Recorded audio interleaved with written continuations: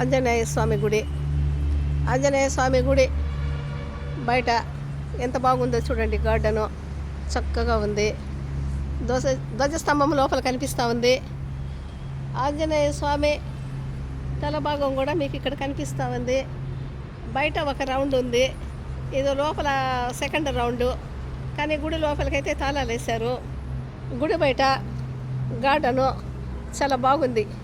గుడి ద్వారం దగ్గర ఆహ్వానం పలుకుతూ టెంకాయ చెట్లు ఎంత చక్కగా ఉన్నాయి చూడండి. గేటు ఒక వైపు టెంకాయ చెట్లు, ఇంకొక వైపు మామిడి చెట్టు. ఆ మామిడి ఆకులు టెంకాయ ఆకులు పెట్టవలసిన పని లేదు. వాళ్ళే బాగా నేచర్గా స్వాగతం పలుకుతూ పెట్టారు. గన్నేరు పూలు లైట్ కలరు, ఎల్లో కలర్ చూడండి ఎంత బాగుందో.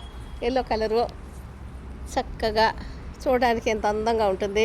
ఇవన్నీ దేవుడికి పెడితే చాలా మంచిది. బయట గార్డెన్లో ఉన్నాయి. ఇవేమో చాలా వరకు కోసే వాళ్ళు కూడా దేవుడికి పెట్టినట్టుగా ఉంది. ఒంటి రేకు, నందివర్ధన ఫ్లవర్స్ ఇవి కూడా మనకు ఇంటి దగ్గరే కూడా ఉంటాయి అనుకోండి. ఇంటి దగ్గర ఉంటే కూడా ఈ గుడి దగ్గర ఫ్లవర్స్ చూడడం వేరు కదా. గుడి దగ్గర మన ఇంటి దగ్గర కంటే కూడా ఇంకా హెల్త్గా ఇంకా మంచిగా ఆరోగ్యంగా బాగున్నాయి. పెద్ద పూలు మన ఇంటి దగ్గర ఇంత పెద్దవిగా ఉండవు. కొంచెం బాగా దేవుడి సన్నిధిలో బాగా పెద్దగా కనిపిస్తున్నాయి. ఇక్కడ మారేడు చెట్టు చూడండి ఎంత పెద్ద మారేడు చెట్టు. ఈ గుడి కొత్తగా కట్టారు కాబట్టి చెట్లు కూడా అన్నీ కొత్తగా పెట్టారు. ఇదేదో వెరైటీగా నాటారు ఈ చెట్లు కూడా దేవుడికి సంబంధించిన చెట్టుగానే ఉంది. ఇక్కడ ఆ చెట్ల నుంచి ఫ్లవర్స్ వచ్చాయి చూడండి. గోధుమ కలర్లో ఫ్లవర్స్ గుడి గంటలు మోడల్స్లో ఉన్నాయి.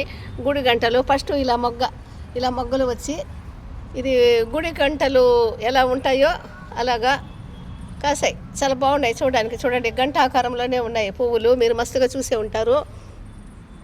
ఇది ఏదో చెట్టు.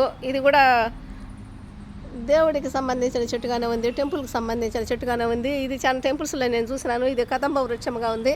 దీని లీవ్స్ చూస్తుంటే కదంబ వృక్షానికి సంబంధించిన లీవ్స్గానే ఉన్నాయి. ఇది కూడా మామిడి ఆకులు ఆకారంలో ఉంటుంది. ఇప్పుడు ఇంతకుముందు గోధుమ కలర్లో చూపించాను చూడు, ఆ టైప్లోనే ఇది బ్రౌన్ కలర్.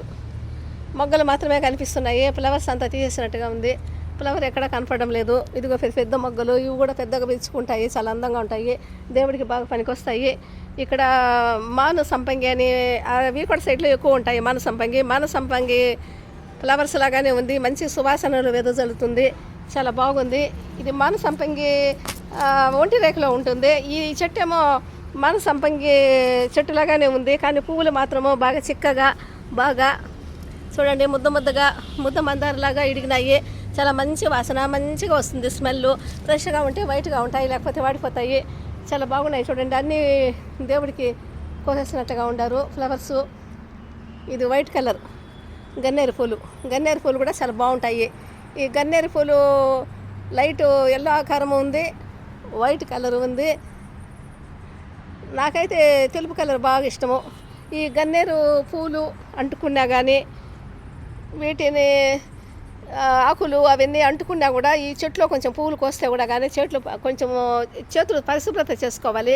ఈ చెట్లు అంటుకుంటే మాత్రం కొంచెం జాగ్రత్తగా ఉండాలి. ఎందుకంటే ఈ గన్నేరు పువ్వుల్లో విషం ఉంటుందని అంటారు. నిజమే అనిపిస్తుంది. మంచి పుష్పాలు, దైవానికి సంబంధించిన పుష్పాలే కానీ కొంచెం నీట్గా చేతులు కడుక్కుంటే మంచిది. గన్నేరు పూలు అంటుకున్నప్పుడు మాత్రం. ఇది గుడి కనిపిస్తుంది చూడండి. మీకు గుడి కనిపిస్తూ ఉంది. లోపల గుడి కనిపిస్తుంది. గుడికేమో తాళం వేసేస్తారు. ఆంజనేయ స్వామి గుడి అంటారే కానీ లోపల అమ్మవారు ఉన్నారు, సుబ్రహ్మణ్య స్వామి ఉంది, ఈశ్వరుడి విగ్రహాలే చుట్టూ ఉన్నాయి. కొంతమంది ఋషులు కూడా ఉన్నాయి. చాలా బాగుంది. ఆంజనేయ స్వామి పేరు పెడితే కూడా కానీ అన్ని దేవుళ్ళు ఇక్కడ ఉన్నాయి. చూడండి బాగుంది. చూడండి చక్కగా ఉంది, బ్యూటిఫుల్గా ఉంది. మీరు కూడా చూసి సంతోషపడండి.